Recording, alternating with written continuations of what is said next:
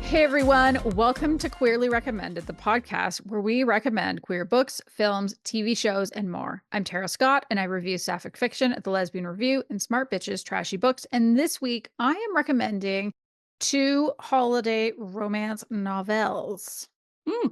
And I'm Kris Bryant, a contemporary romance writer for Bold Strokes Books. And this week, I'm recovering from the election, and I don't have an official recommendation.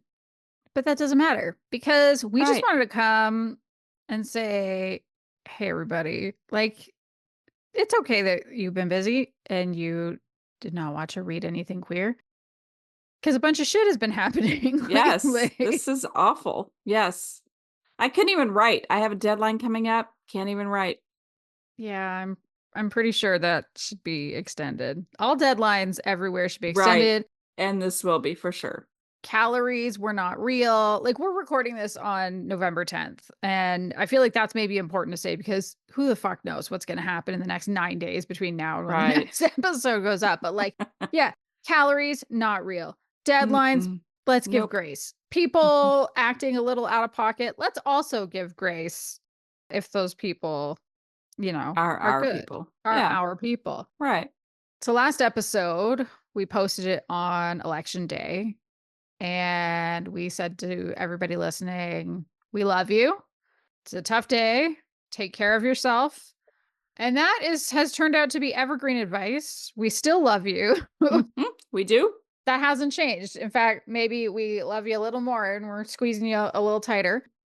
And please take care of yourself. I think we just learned we're all in for a marathon. Yes, we are. Yeah. And we don't know what this one looks like, and it's probably going to be worse in a lot of ways, and we don't know what form that worse is going to take. And, you know, for the folks that aren't in the US, I think, you know, we can all be honest with ourselves that this is going to affect the whole world. Right. This is not just a US thing. Not only is it going to affect the rest of the world because, you know, the US is an economic superpower, but also these types of right-wing forces are trying to come everywhere. I've found some comfort in the writings of Rebecca Solnit. I hadn't read very much from her before, but I know a lot of people really respected her. And she uses Facebook kind of almost as like a newsletter place or a place for sharing information. And she shared a post, and I hadn't been following her, but I subscribed to the Substack from Anand Giridharadas. And he's like a writer and commenter that I've really kind of appreciated. And he took from that post and shared it at the bottom, and he made a book recommendation that I'll talk about later. And I pulled just a few lines, and we'll link to it in the show notes, but I think it's a really, really, really good and helpful post and something for people to go check out, because she says, they want you to feel powerless and to surrender and to let them trample everything, and you're not going to let them. You're not giving up, and neither am I. The fact that we cannot save everything does not mean we cannot save anything, and everything we can save is worth saving. See, so you have really good, smart advice, and you get it from reputable sources and everything, and I get my news from TikTok. I mean, let's just be real. Listen, only because I hate TikTok and I've been avoiding it so well. I only have the app on my phone so that I can open the links when people send them to me. Yes, I fall down the TikTok rabbit hole like almost daily, for sure, without a doubt. Plus, I do my football breaks on TikTok. So I am I go there all the time. So I did notice I started following Jen Psaki, and she did a great TikTok about why there are reasons to have hope. And, you know, I don't know if everybody knows who Jen is. I mean, she's obviously one of my biggest crushes because she's smart and she's very political. And I have a candle that I got from the Gay Guy Candle Company that says, I love Jen Psaki. I had it since 2020, I think, and still holds true. Wasn't she a press secretary for Biden or something like that? So right now she is a political director. She's a political analyst. And for the White House, she was a political director and the White House press secretary, you know, the press conferences. And I loved it because she was just like, no nonsense. She shut people down when they asked stupid questions, and they did ask stupid questions. There are such thing as stupid questions, especially. Yes. I'm going to be honest. There are. Mhm. especially in the world of politics and also sports. Stupid questions all the Yeah. time. So she fielded them left and right. She was fantastic at her job. I was really sad to see her go, but it's Mhm. great that she is still in the limelight and she's guiding us. So she did a TikTok, and I don't know when it was. It just kind of happened to show up in my scroll today. And she said that in 2004, she worked for John Kerry when he lost to Bush, and then Bush got into the war with Iraq, and everybody was like, oh, this is the end of everything. And so she said, keep in mind that 2 years later, Democrats won back the House. Mhm. Then in 2008, Obama won. And Mhm. she says you just never know what's going to happen in the future. She said as long as people are truthful about, what they see, what they hear in politics, and they are loud about it, like this person did this and it was bad for whatever, just let everybody know and just be honest Mhm. about it. And because of the honesty, they were able to take back all the different forms of government, including Obama, who they wouldn't have guessed in 2004 that he was even going to be president, that he was even on the block to become president. So she said, you Mhm. just never know what's going to happen. And you just have to kind of, move forward and have hope and just know that that is a possibility, that we'll just have to keep at it. And in 2 years, hopefully we can get the House or Senate or something back. Yeah. And so, I mean, the politics here, it's every 2 years. I don't know what it is up in Canada. Is it every 2 years, or how often do you have elections? No, I think they tend to be every 4 or Mm. 5. Ugh, gosh. Yeah. We also don't have, like, the Electoral College, Right. we don't That's, have yeah. like, there's a lot of stuff that we don't have that you all have, and I don't fully understand what you all have, nor do I need to. Like, I feel like that is Right. okay. It's hard to explain the Electoral College to people, even Yeah. even young adults, trying to explain it to them, and they just are like, "Why? Like, why didn't we change this a long time Yeah. ago?" And yeah, I Yeah. get it. Like, why didn't we change it a long time ago? Things would have been so different if it was just popular vote. Yeah, it's true. And then I saw Questlove, who, famously from music, he shared a 12-minute clip from Rachel Maddow's show. And it's really, really good. Like, I think it's from November Mm. 8th. Mm. If anybody wants to go to Questlove's account. Okay, it's a 12-minute clip, and because it's on Instagram, you can't speed it up, but it is well worth it. I watched the whole thing, and she's basically saying, "It's time to do the work. Let's go." And Yeah. a couple times what I loved is she even says, like, it's funny, as I'm talking to you about this, I have it playing silently, and she's like, "We're Americans. We were made for this. Like, we can do this kind of work." But she's like, "These are the times where we need to be ready to be pirates. Are you ready to be Yes. a pirate?" And it's I like, you am. know what? Fuck yeah, that's the energy. And I think it's been interesting seeing some of the advice coming out, because a lot of the best stuff, I think, does go back to, we're supposed to be scared right now. Mhm. We're supposed to feel isolated. We're supposed to feel like there's things that we just can't do anything. And it might get bad. We don't know. Right. But there are always still things we can do.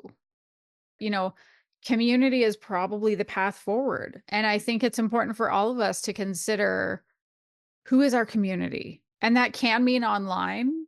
Like, I chose about 5 or 6 people that I was checking in on every day this week, or almost every day. And you were one of them. Me. Yes. Yeah, you were Thank you. absolutely one of them. And I'm not going to name everybody, but just that reminder that, like, hey, you're not alone. You have an emotional support Canadian.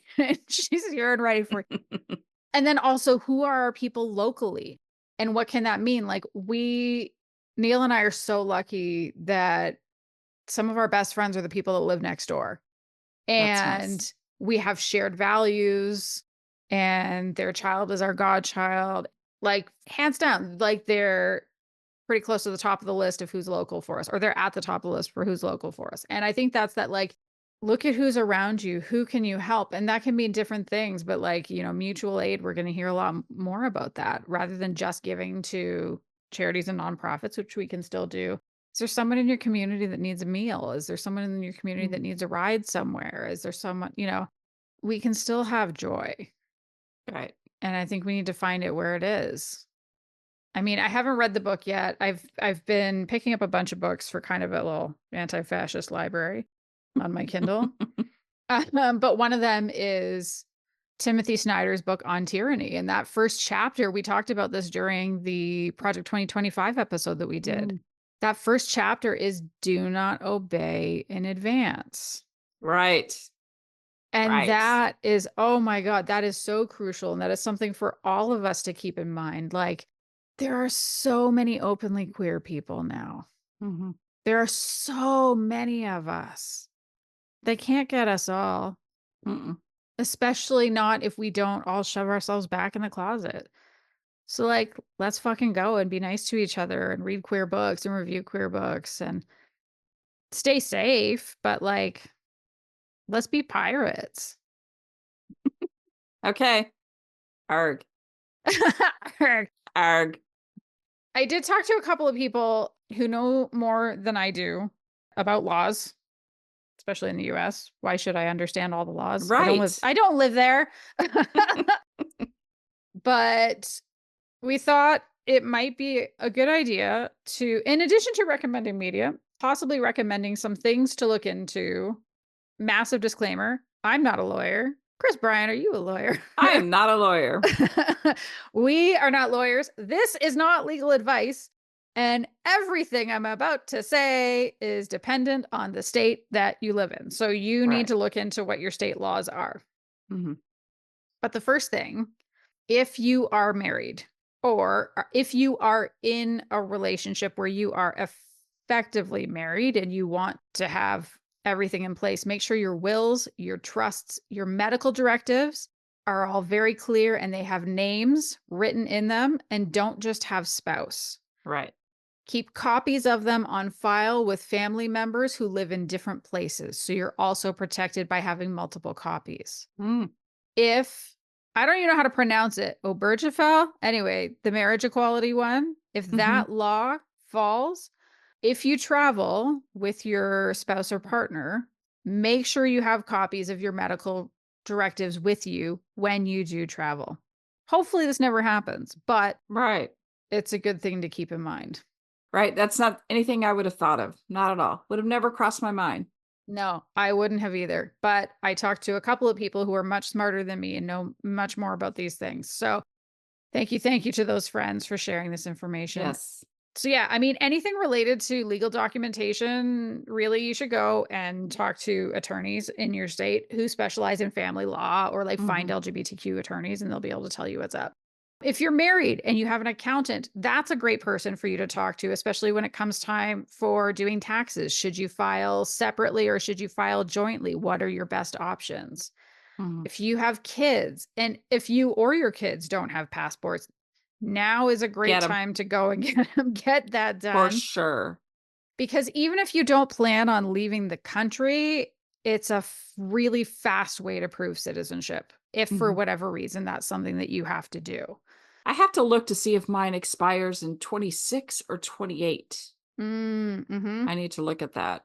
Yeah, Mm-hmm. check the expiration date on your passport to make sure it's good for A long time. a long time. Because a lot of countries won't let you in if your passport expires within 6 months. So that's an important consideration. Right. Another one is that if you have kids, consider it, depending on the state, it can be called confirmatory adoption or second parent adoption. But consider doing that in your state so that you have a legal order of parentage for the parent that did not carry that Hmm. child. Hmm. So, because a birth certificate with your name on it is not, it may not be enough. And so, again, talk to a family law attorney or an LGBTQ attorney for this, because this is always just a good idea. If you do have aging folks in your family, like parents or siblings or anyone else, just get that paperwork in order too, if they plan to make you their power of attorney. And I checked on their website. There wasn't anything in the last couple of days. But again, we recorded this on November 10th. You never know. Right. What's going to pop up? Right. So you can also always reach out to Lambda Legal or the National Center for Lesbian Rights for more information. And they're going to be the ones fighting it out in court. I mean, the ACLU also says they're fighting. So, Oh, good. Yeah. yeah. If you're looking for people to donate to, though, I'm guessing Lambda Legal or National Center for Lesbian Rights are also good places to start right now. Oh, hey, Kris, are you ready to stop talking about the election? Are you ready to stop hearing me talk about the election? Well, actually, one thing I wanted to talk about, Yeah. so I have always been very interested in what Saturday Night Live does. Mm-hmm. So I was like, I stayed up. I was like, I want to see how they handle the election. So, Oh, yeah. What was it like right? this week? So, Holy shit, I forgot about that. Yeah. right? So I was like, I'm staying up. I don't care what time it is. I mean, Yeah. 10:30. What? Am I old? No, I just take No, you're a medicine to make me baby. sleep. So I was like, I'm going to hold off taking my medicine because I really want to see. And so the monologue was very serious at first. They had, a lot of the actors out there talking about how this election, blah, blah, blah. And then they flipped it and they said, oh, we were just kidding, Trump. Ha ha ha. They kind of made it kind of funny, but it was serious at first. But then the actual host of it, I think his name is Bill Burr. Terrible.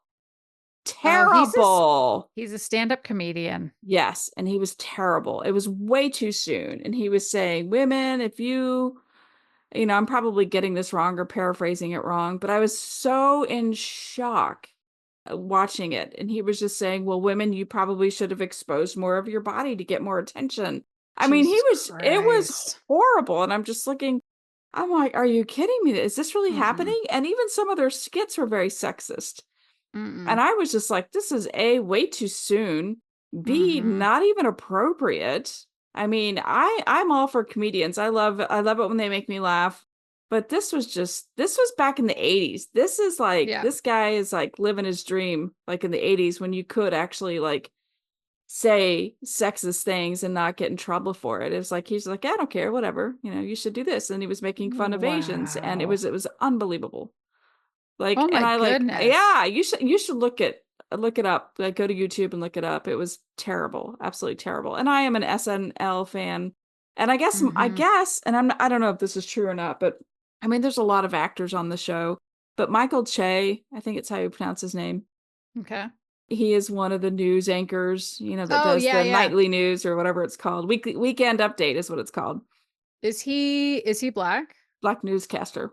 Okay, so he's the one that he and Scarlett Johansson's husband were I can't remember his Jost. name. Yeah, Colin Jost. They so would Colin do and that. Michael. Yeah. Yeah, they would write jokes for each other to read. I've seen those clips on YouTube. Yeah.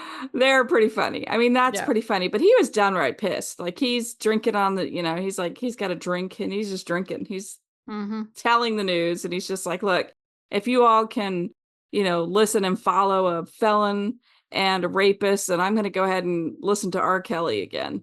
Yeah. Yeah. Oh so my. I love him. I just oh my. love him. I mean, I understand the point, but also R. Kelly ruined a lot of lives. That I one know. also feels too. Well, I'm pretty sure Trump ruined a lot of lives too, and will continue. 100%. I mean, yeah.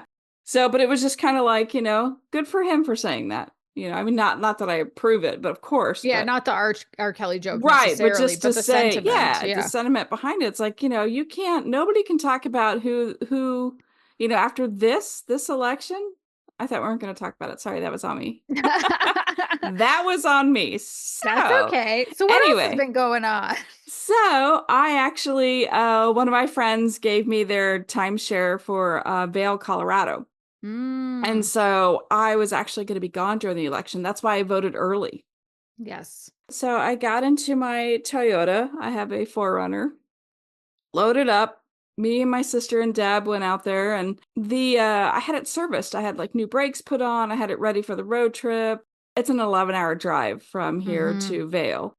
And 2 hours are in the mountains. And let me tell you, whoever had my car and worked on it, put it in eco mode. Uh-oh. Yeah. So I'm trying to Uh-huh. get up a mountain. I'm Oh. trying really hard. I'm like, how is this possible? Like people are passing us. Woo, woo, whoosh. I'm happy nobody honked, but I mean, they're just, and Mhm. I'm like, I am gunning it. I am like, the pedal is down as far as I can press it. And I'm like, what the hell is going on? Mhm. And it was just that my car basically said, I'm in eco mode and we're not going to go as fast as you want. I Oh mean, I'm no. going 40 up the hill, going, come It's on. like, I'm tired. I The can't car's like, do no, it. not happening. Got Yeah. great gas mileage, but that's not the point. The point is I Mm-mm. needed the The power. power for sure. Yeah. So because of that, and I got home and it was terrible. Like watching Mm. everybody try to climb into this car. I mean, this car is like this really is my apocalyptic car. It's like jacked up. You have steps to Mhm. get into it. It's a hot mess watching people get into my car. And I Yeah. finally said, you know what? I'm just going to go look at something that's a lot easier. My dad is getting older. He's Mhm. not going to be able to he has a hard enough time getting into this car. So I'm like, Yeah.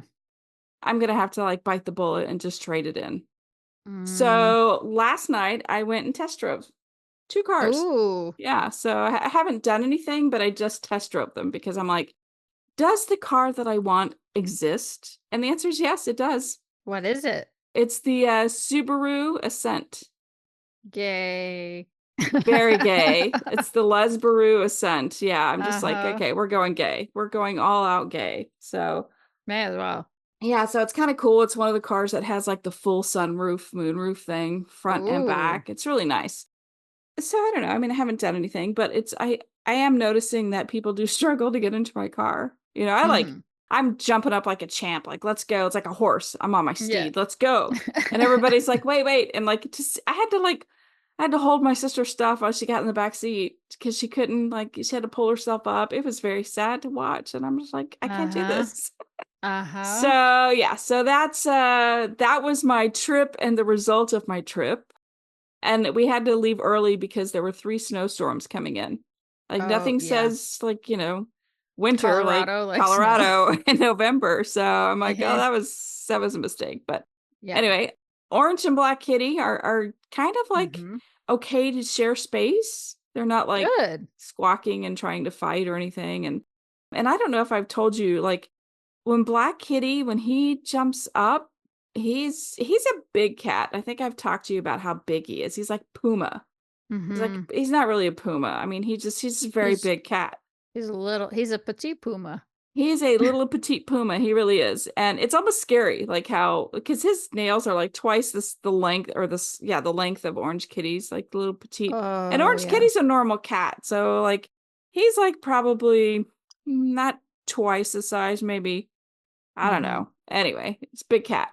So Yeah. he's very aggressive. He needs very aggressively. So he like, gets on your lap, and you have to make sure you have something on your lap, like a blanket or Black Kitty something. is doing that now? Black Kitty needs. He's like I'm gonna bake bread. I'm gonna move fast. And he like jumps up, Holy shit. and he's like, I just remember the feral cat yes, that wouldn't yes, come near you, right. and now he's baking bread on And now your he is very leg. aggressively like massaging, making bread on my lap. And it's like, ow, ow, Wow. ow. So you have to put something underneath because his nails are that long and he's that big. Mhm. But see, Orange Kitty doesn't hurt when Orange Kitty does it. Yeah. So it's cute. But, because Orange Kitty's a normal sized cat, but the other one's a Mhm. Puma. So now, after having a week of like eating just complete trash food, I'm just Mhm. trying to get back into eating like green again, like eating green food, Normal eating foods. salads and, the Mhm. chicken and just getting back to that. So, that's pretty much been my life. Mm. Wow. What about you? What's new in your life? So yesterday, a friend that I made at GCLS Hmm. who actually lives in Calgary came over with her wife and they brought over a whole bunch of supplies. So we had some canvases, but they brought all these paints and they brought like a plastic tablecloth to throw down. And we had a paint pouring party because I did not know that paint pouring is a technique that you can Oh. have for making art. And it's super fun. It's super messy. It's very abstract looking, Mm-hmm. but it's you can do it a couple of ways. But the first is that you should really like prime your canvas with something so it's wet. And then you can either just pour paint, you can just like drop different colors of paint on, and then you can either like tilt the canvas or Oh, yeah. Okay. Take a straw and kind of blow it around and whatever. Or you can take, do you know like the tiniest size of the red Solo cups? Because that's what they brought. They're like, Yeah. you Yeah. can Yeah. make, Yeah. yeah, you can make like, you can do shots in them. Shots. Yeah. And you just fill that with paint, and then you put the canvas on top of it and turn it over and pull that up and then see what happens. And again, like tilt it around and whatever with different Yeah. kinds. And it was super fun. So it was 3 of us, and then my youngest kiddo joined us. And it was so funny because that kid took way too much paint. We were like, whoa, whoa, whoa, whoa. And then my friend was like, actually, they took the right amount of paint. Because you need enough so that it runs over the sides. And it Oh, was yeah. To get just, the sides. Yeah. Mhm. yeah, it was really, That's it so was really cool. cool. And it's been over 24 hours, and it's still spending some time curing, Oh, thoroughly yeah. drying out. Mhm. And I'm excited because my kid and I decided we each did, I did 2, they did 4, and we decided to trade one. So Ah, that's cute. You did art for each other. yeah. So I'm going That's very to sweet. put them up in my office once Oh, you they're should send a fully dry. picture. I want to see them. Yeah, I will. I Okay, definitely good. will. Yeah, So yeah, that's the big fun event that happened recently. So that does sound like fun. yeah, it's pretty good. It's very messy, but very fun. Nice. And it takes a special kind of paint. Like you can't just use regular acrylic paint. Like it's just thinner so that it runs Oh, yeah. better. I was gonna say acrylic's Um, pretty chunky. yeah. So I think it's just called pour paint or pouring paint. But yeah, I recommend that. Making messy Cool. art is a fun thing to do. I like watching, here I go again, TikTok. They have like Hmm. pour paint type different things, but we're talking like at a Oh much yeah. larger scale where they Yeah. actually either spin the canvas or the paint and they do the paint kind of like, do you remember way back when, what are they called? Where it had this, was it spirograph? What's it? The Spirograph was the one where they had like you'd different use a geomac. pen. Yeah. Yeah. So We that's had kind of, that. yeah. So that's, whoo, boy, that's a throwback to, I don't even know. But it kind of like you, like the paint would hang down from a string and then you'd hit the paint Oh. and then it would have a pattern. It would travel in a pattern. And it Oh, would that's sometimes, cool. yeah. So I like watching stuff like that. So that's very, so I'm totally into this. So I want to see what you came up with. Oh, you're making a I'm good in. case for TikTok, but I still think I'm not gonna Oh, do it. I'm gonna start sending you like really cool TikToks that are like Okay. really gentle and sweet. I mean, most of the time I'm Yes. in it for the cats and the dogs. I mean, let's be real. And like, the Yeah. anti-Trump things. But yeah, they do have some really cool art things that I do like to watch. So Oh, I like that. yay. Yeah, that's the other, actually it is fun. Same kid, the youngest kid, we have for the last few night no weeks, sorry, not nights, the last few weeks, as part of their bedtime routine, we'll go onto Instagram reels together. And it's Hmm. mostly like, honestly, at this point, it's like it's cats, it's dogs, it's occasionally other animals, it's Harry Potter memes and Dungeons and Dragons. Mm. And sometimes little kids. On Reels, for me, it's motorcycles. I don't know what it is. Oh, weird. I love their community. I love the Yeah. motorcycles community. They're just Oh, I just okay. love the writers and stuff. It's great. I mean, the things they do, and sometimes they'll show, wrecks. I'm not in it Yeah. for the wrecks, but I like just the camaraderie and just like, and sometimes you'll see like how asshole cars can be. And Yeah. I like keep my distance. I 100% keep my distance because Mhm. I'm not that I just don't want to hurt them, because No, I have a big car same. and like so if somebody's like a jerk on the road, I don't care. Like, or if they're being No. great, either way I keep my distance because like that's one of my fears is I don't want to do that. So, No, same. I don't wanna risk it. So, yeah, so yeah. we every night for about That's 15 sweet. minutes, Yay. we check out reels together. Okay. Alright, Chris, Yes. what have you been watching recently? So, what I really, really liked that I just saw this weekend, I think, or Mhm. earlier in the week, Lee. It's a movie called Lee, and I can't remember if it's on Apple or Amazon Prime, but it's about Lee Miller, who was a photographer in World War II. Mm. She was a photographer for Vogue, for British Vogue. Mhm. And she had some incredible photos of the war and she was very excited. Like there's a whole, I don't even know how far I should go. I think you should just watch it because I have two Okay. words for you. Kate Winslet. Mhm. Love her. Yep. Yep. Love. Kate Love. Winslet. Wasn't this a passion project of hers? I don't know. It was one of those where I Mm. stumbled on it. It was just kind of like, it's Kate Winslet. I'm in. I mean, like anything she Hmm. does, I'm in. So I didn't really know Yeah. anything about it other than I just watched it, and it was very good, and it was also very emotional. And it was Hmm. very interesting because it's based obviously on a real person. And I love at the very end of movies that are based on real life, they show Hmm. like pictures of the real person, and then doing whatever they did in the movie, they show this. And so Yeah. I'm just going to say this one scene where Lee actually gets into Hitler's house, right, gets into Hitler and Whoa. takes a bath in his tub with a picture of him. Like, she pulls it down from the wall and puts it in the tub with her, just so it was kind of like, this is whose tub I'm in. Oh It's my God. crazy. Yeah, so it was and then just like the whole entire, like, it was done so well. Like there's going to be a lot of awards for this movie, hands Hmm. down. Like, it's going to be one of those dark horse movies that came out of Yeah. nowhere that people were not expecting. Very Wow. good. If it was queer, I would highly recommend it, but it's Hmm. not. So I still recommend it. I mean, Yeah. it's okay to watch straight stuff too.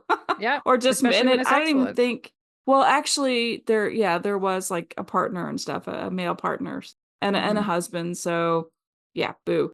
I mean, yay. What am I saying? Cut that. Okay.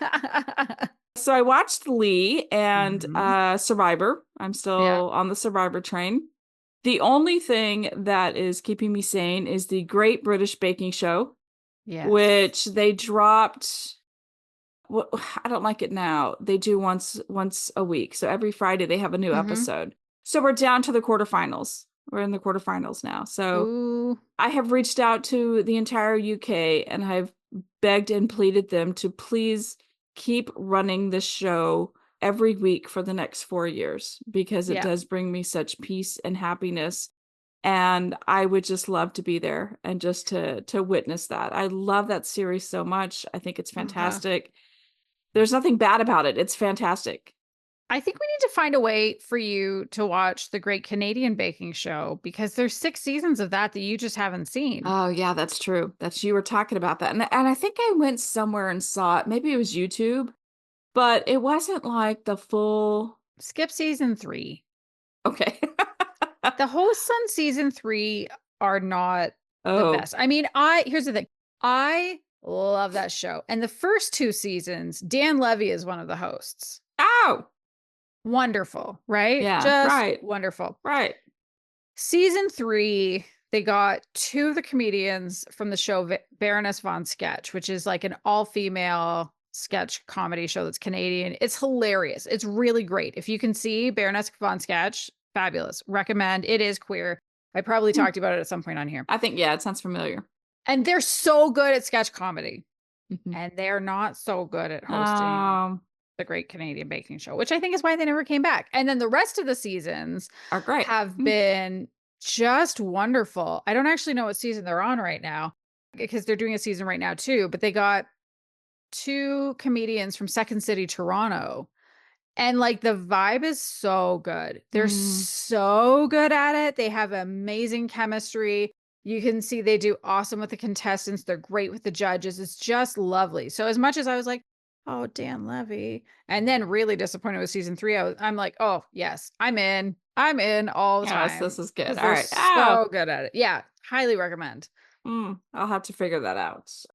And then, so I have some good news Okay. today. So today, my team, the Kansas City Chiefs, remain undefeated at 9-0, Yay! and Congratulations. they won in the last 1 second of the game. How? So here's the deal. So we were playing the Denver Broncos, who they are in Mhm. our division, so of course we hate them. Sorry, Of hate course. them. So of course when I drove through Colorado, I proudly wore my Kansas City Chiefs hoodie everywhere.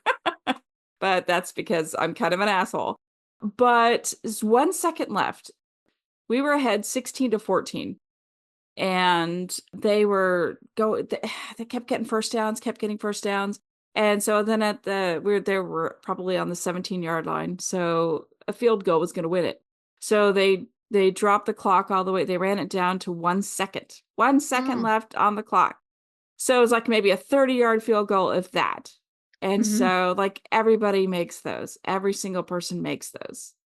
And I was like, no, I cannot have another loss. Like I just Not this can't. week. Not this week. So the kicker goes out there and they set it up and they blew the whistle.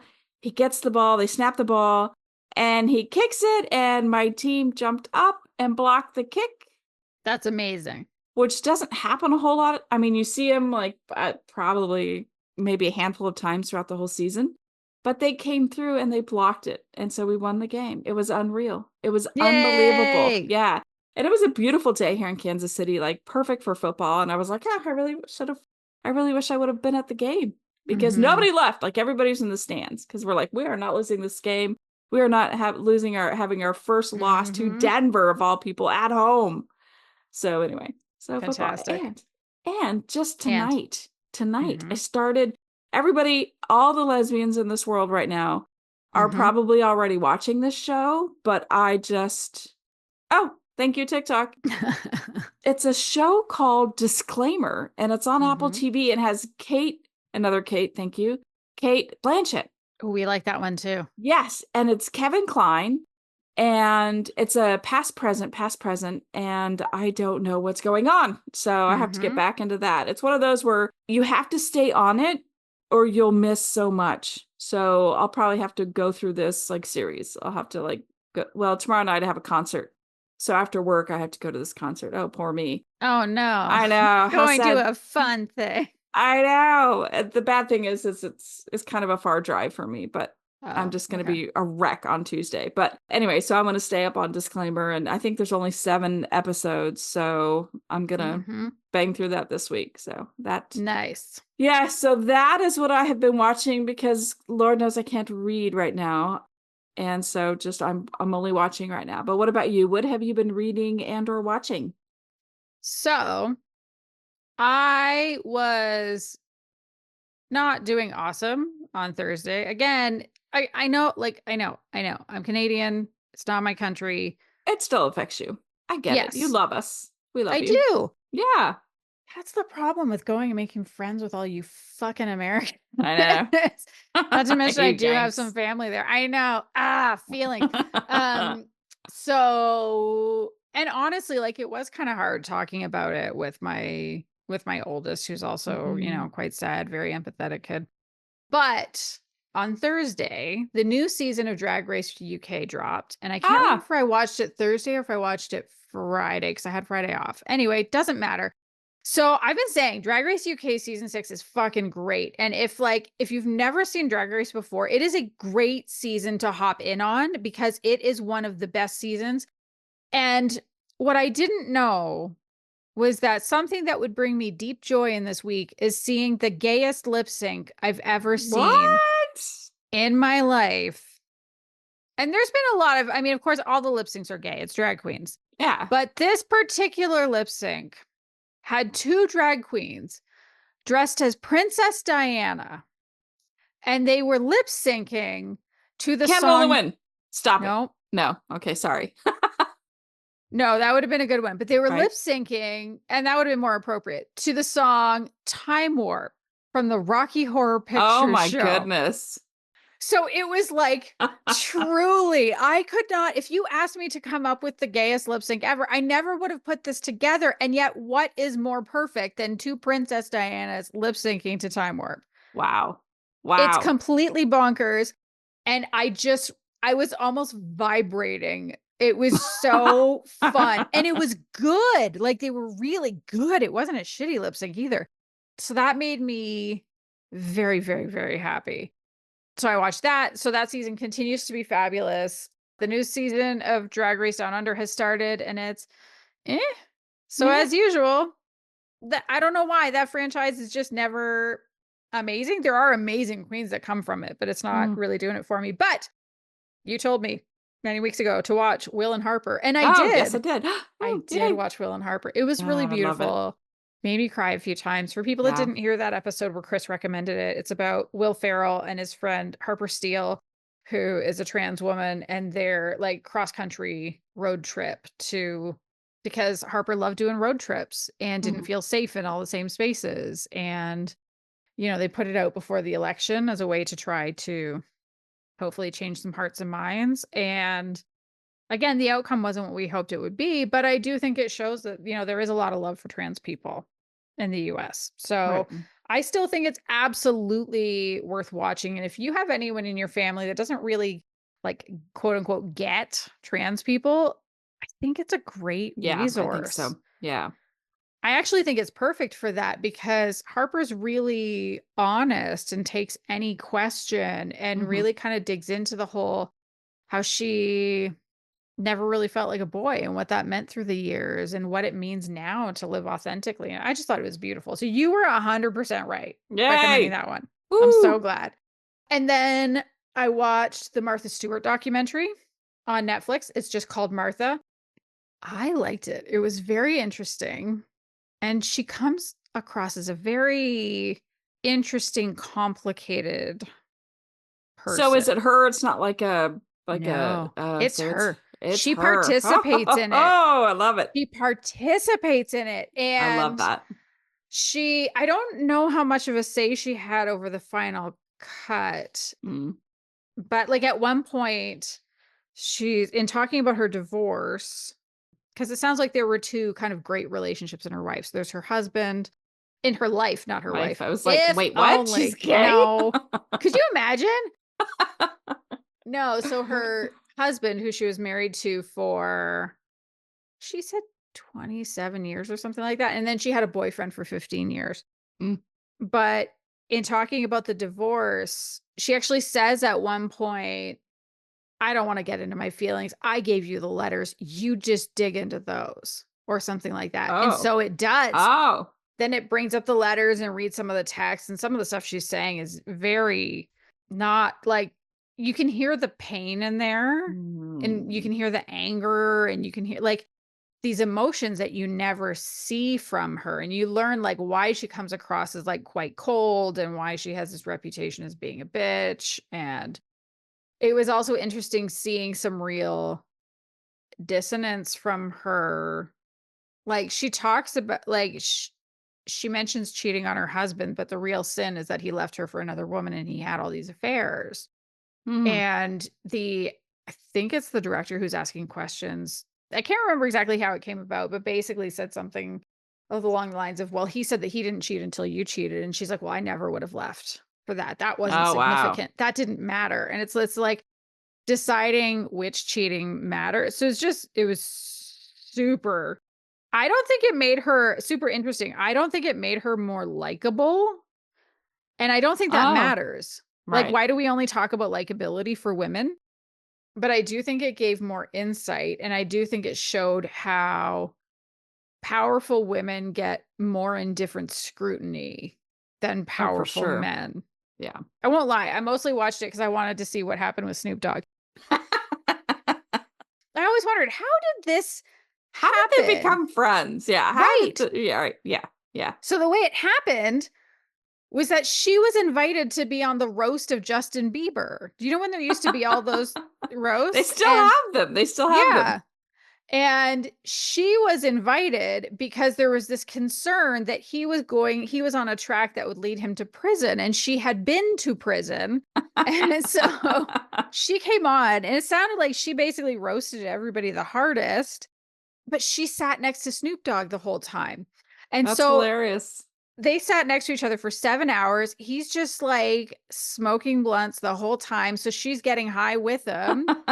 And he talks a little bit about how he realized that, like, they actually have quite a bit in common. And I was like, this is wild. And also, I love it. But okay.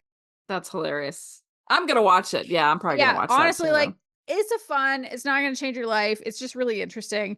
We watched the whole season of Agatha All Along. I think it's the gayest thing in the Marvel Cinematic Universe. That's what people are saying. Yeah. I don't know anything about it. Yeah. It's quite good. Did you watch WandaVision? No, and everybody scolds me for not watching it. Can I say Which is scold? fine. Mhm. Yeah, you can say scold. I thought WandaVision was really good, but like it is hard to watch. It is hard to watch Agatha all along if you don't know what happened in Okay. WandaVision. So you could go and like read a recap or something, but I can see how it's hard for people. Well, like our friends who were over yesterday were saying, I think they tried to dive in and they were like, wait, this makes no sense because they Mhm. haven't seen any of the Marvel stuff. And I was like, Oh, oh, wow. you cannot just go in cold. I mean, at that point, just go on Tumblr and look for the gifs of the gay stuff. Like, go find the short gay clips and just get your life from that. But I liked it. I thought it was really good. And then I've started reading a book. It's nonfiction. And here's the thing about me and nonfiction. My brain thinks that is poison. And so I could not just sit and read nonfiction all day, every day. But kind of going back to what we were talking about earlier, like find your joy, find your things. That's why I bought that Timothy Snyder book on tyranny. Mm-hmm. I'm trying to get this like small anti-fascist library going where even if I just read 5 minutes a day, and that's roughly what it is, I'm reading 5 minutes a day just to get inspiration and those reminders that like humanity has been here before. We can Yeah. do it again. We can Mhm. learn lessons from previous generations. There are certain mindsets that can help you weather the storm better than others. And so I picked up Rebecca Solnit, who I was talking about, and I read that quote earlier. I picked up her book, Mhm. Hope in the Dark, because Anand Giridharadas recommended that one.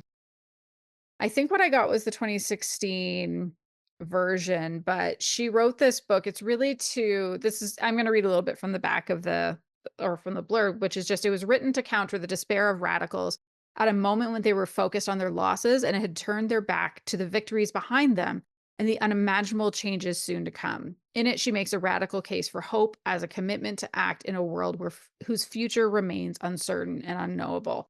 And that Mm. felt like a good place to start, like really start with something more about hope rather than something about like strongmen or tyranny or Right. anything like that. And even already, I'm still just in the forward and I've already made 3 highlights, which is Wow. wild. So I'm going to read you 2 of them because they're Okay. quite short. So the first one, these are literally the opening lines of the forward. Your opponents would love you to believe that it's hopeless, that you have no power, that there's no reason to act, that you can't win. Hope is a gift you don't have to surrender, a power you don't have to throw away. And though hope can be an act of defiance, defiance isn't enough reason to hope, but there are good reasons, which I thought was a Hmm. great, like, okay, you got me. And then there was another one where she says, hope locates itself in the premises that we don't know what will happen and that in the spaciousness of uncertainty, there is room to act. When you recognize uncertainty, you recognize that you may be able to influence the outcomes, you alone or you in concert with a few dozen or several million others. Hope is an embrace of the unknown and the unknowable, an alternative to the certainty of both optimists and pessimists. Mm. And I found that really interesting. So I can report back on how good it is. I'll probably be 14% further by the next time we Right. talk, reading my 5 minutes a day, but it's still better than nothing. And it is honestly Right. helping. So if Good. anybody wants to read it with me, pick it up and, email us at podcast@queerlyrecommended.com if you have any thoughts. Great. So, So, in all of this, what then is your official recommendation? well, I have been reading 2 Christmas romances that have been co-written by Aurora Ray and Jamie Clevenger. Yay! Woo! I actually think it's really cool. So they've co-written before, and so they Mhm. did it again for this holiday season with Bella Books putting out one of the books. Jamie Clevenger is one of their authors, and then Aurora Ray is a Bold Strokes books author. So Bold Strokes is putting out the other one. Mm. So these books both take place in the same small town in Colorado, and they each have a sister who falls in love with someone who is not their sister. I don't know. That's a bad sentence. The sisters fall in love, not with each other, with other people. Okay, Woo, that they makes each get a sense. Yeah. book. So the first book I'll talk about is A New Leash on Love, and that's the one that's out from Bella. Mhm. And so it follows. So there's Kit, and she got out of this small town, Rocky Springs, and she never thought she'd look back. She never wanted to be there, didn't feel like she fit in. But she's a designer on a home renovation show, and that show is canceled. So she goes back to her hometown to join the family's construction business. And Since she's back, she decided to adopt a small poodle cross named Olive. Olive was supposed to be a senior, but is too much of a nightmare to actually be a senior. She was lied to, isn't the right word because they didn't Mm. knowingly lie, but let's just say they got that one wrong. She's taking Olive for a walk one day and Olive just like tears ass and she knocks over Shawn, who is the love interest. And Shawn was friends with Kit's brother back in high school. And, that's kind of the start of everything for them. Shawn is so dependable, so Ah. lovely. They help everyone in Rocky Springs. So, yeah, sure, they can help Kit train Olive too, except they also have like a real day job. They're not a dog trainer. They run a cupcake shop with their sister, which is the family business. And it's cute. This one is really it really digs into kind of themes of like why do people stay in small towns and why do people leave small towns? And why do people love small towns? No? Less so. I would say that's more the next book. Because yeah, like I think that actually if you look at these two in total, yeah, there is something around like why do people love small towns and why do they Mhm. leave them or why do they get stuck in them? Mhm. So this one is cute because it turns out that maybe Shawn had a bit of a crush on Kit, not necessarily all the way back to high school, but Mm. like Kit's a small sort semi small celebrity because she is known for this like home reno show and everybody watched it. And there were like viewing parties at like a local pizzeria Oh, that's and cute. Shawn would go watch her there. And I really enjoy seeing the two of them together. And what's fun about these two books is that you can tell as you're reading one of them, you can tell that there's a romance happening for the other sister at the same time. So we're going to switch to that romance, which is called Frosted by the Girl Mm. Next Door, which is cute because I think one of them is supposed to be kind of sort of an ice queen, except I don't think she's like a proper ice queen. I think she's just really busy and short and not, sorry, short tempered. Yeah, not short height necessarily. So Casey is Kit's friend who she met in Hollywood because Casey grew up in Hollywood. Her parents are film producers, they have a production company. She was married to an influencer, and that marriage just collapsed horrifically. And she's like, I got Well, to get the hell out of town because everybody sided with her ex. Her ex is aw. kind of a nightmare. And so she goes to visit Rocky Springs because that's where Kit's going. And then it turns out she loves it. So she's like, oh shit, I'm just going to live here now. And there's this incredible cupcake shop, and right next door is an empty storefront. So she rents the space because she's going to open this like really sex positive book and sex toy and aromatherapy and like all the things, kind of like feminist sex shop. Right. But of course, it's a conservative town and not everybody loves that idea, including Tara. I'm choosing to believe it's pronounced Tara, not Tara, because that's my name and I'm going to say it my That's right, way. Tara. Woo! So Tara is the other sister. She runs the cupcake shop with her sister, except where Shawn does like front of the business kind of stuff. Most of the time, Tara stays in the back doing the baking, the frosting, Mm. all that. Hence the Frosted by the Girl Next Door. Ah, Very ba-dum-bum. cute. Very Very cute. cute. And she is not thrilled that there's a sex shop going next door. She's like, what? This is a family business. I mean, she's queer, but also it's like, this is going to hurt the business here until she sees that the town bigot hates the idea of the store. And then she's like, fuck you, I'm in. Gary. I'm I'm here in. for the business. We're going to help them do And Casey is also like she's a really cute butch and she's very sweet and kind and she's like, okay, maybe I don't need to be so fucking grumpy. And she like helps Aw. Casey with the store display window. And so in this one, it's the kind of like will they won't they of it is, Mm. Casey is still healing from her divorce. Like she has not processed any of it. It's fairly recent. Mhm. And Tara is like, "Is this person actually gonna stick around? Like, maybe we can just have fun together." Do they just have fun together? No, it's a romance novel. They never just have fun together. So they can definitely each stand on their own, and there are things that are great about them on their own, but I really do love reading them together. And I think it was a very interesting choice to set it in a conservative small town Mm. Mhm. where I really liked how that played out because it wasn't necessarily about like homophobic bigotry. It was like, we don't want your kind of store here, even though we know like it was a Oh, bit of a stand-in for like, no, we're family values. And this is a story where that guy doesn't win, where mhm. those types of people don't win in the town, where the town does actually embrace the store. And I don't think that gives away too much because, again, it's a romance. There's a happy ending. This Right. is not like a gigantic angst fest. And I think that was important. And I think it's good for people who live in small towns to see too, because I think so much of our romance, gosh, I'm trying to think of how to even articulate this. But I do think it's good that in a way, like, it acknowledges that this can be the context of small town life because people are in each other's business all the time. There is Right. no mind your own business in a small town. It's like everybody's in each other's faces. And I think it was really good to see that in the end, yeah, you know what? A sex shop can be good for a small town. It can bring in business, and there are people even in that town who are also I loved there was this scene where there was, like, a couple of I think they were in their 90s or something, came into the shop, and I was like, "Fuck yeah, grandmas, go for it."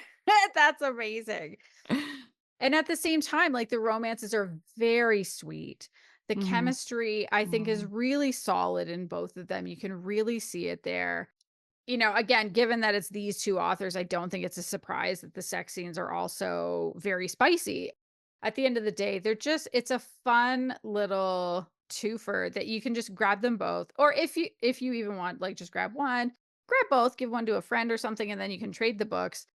Yeah, I just thought it was really fun and it was good. There are, like, little kind of dark moments in each. So in A Mhm. New Leash on Love, Shawn is telling her backstory, and she talks about, very, very briefly, about how when she was in high school, she had a girlfriend who, killed herself Oh. because her parents are, very conservative, and they were going to send her for conversion therapy, and she opted out of that.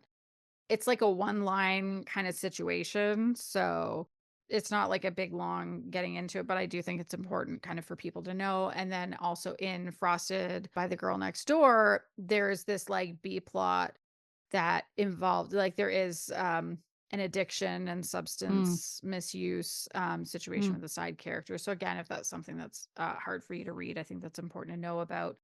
I don't think it overwhelms anything, and it's still I would say that these are still well worth reading, and I just love the idea of 2 publishers working together in this way Yeah. so that readers can purchase a book from each of them. Like, these stories work well together, they're coherent, the voice is coherent across the 2, like, it's just been a really great reading experience, so Nice. yeah, I recommend A New Leash on Love and Frosted by the Girl Next Door by Jamie Clevenger and Aurora Ray, or Aurora Ray and Jamie Clevenger, the order depending on which publishing Oh, yeah, company yeah, you're buying it from. yeah. That is all for this episode. Thank you so much for joining us. If you haven't subscribed on your podcast app, please do so you will have it show up in your feed when we release an episode. If you have a friend that you think would appreciate anything that we had to say today, whether it was the not legal advice, but things to look into, or Mhm. any of the media that we were talking about, please send it to Mhm. them. And if you'd like to support us, we do have links in our show notes to our coffee and our Substack. Or if you want to connect with us on your favorite social media sites, we have links in the show notes for that too. Or you can just search for Queerly Recommended on most social media sites or email us at podcast@queerlyrecommended.com. Goodbye, everyone. Goodbye. We love you.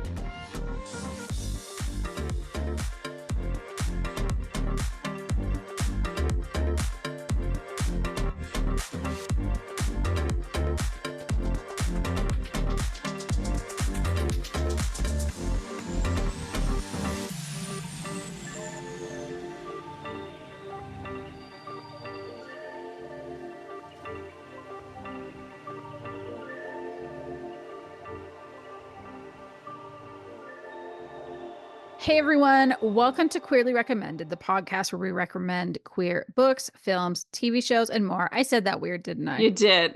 That's why I smiled. It's Yeah. like, I was like, forever. Take two. it was like the verbal equivalent of that dream where like you're running, you're falling, you're running and falling Yep. down the stairs. Yeah, it was like that. I was like, did it glitch in my ears? I don't think so. I'm No, just it gonna glitched just behind my smile. teeth. No, I could feel it. I could feel it in my mouth. It went, well, maybe it's fine. And then I saw you smile. I was like, I tried to be good. let's do it again. Okay. It's okay.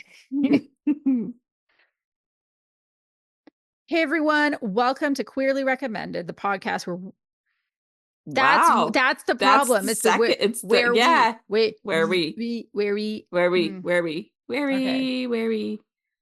gotta take a little drink of water and then maybe third try is the charm. I love it because usually it's me that fucks this part up. Sunday night.